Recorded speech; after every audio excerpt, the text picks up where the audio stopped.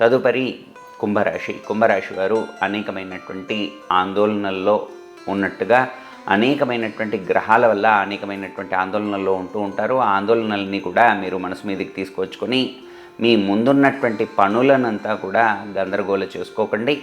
శని కారణంగా, రాహు కారణంగా కానీ ఇలా మీకు అనేకమైనటువంటి సమస్యలు ముందటికి వస్తూ ఉండవచ్చు. కానీ మీ యొక్క ఆశీర్వాదం వల్ల, మీ ఇష్టదేవత ఆశీర్వాదం ద్వారా మీకు అన్ని పనులు సక్రమంగా విజయానికి చేరువవుతాయి.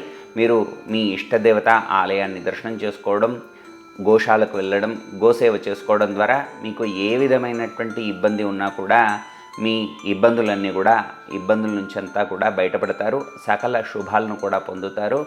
ముఖ్యంగా డబ్బులకు సంబంధించినటువంటి ఏ చిన్న ఆటంకం ఉన్నా కూడా బయటపడతారు. మీరు కొత్త పనులు ఏవి మొదలు పెడదామనుకున్నా కూడా అవన్నీ కూడా విజయవంతం అవుతాయి. నమ్మకంతో ముందు పెట్టండి. పనులన్నీ కూడా విజయాన్ని చేరుతాయి. సకల శుభాలు కూడా పొందుతారు.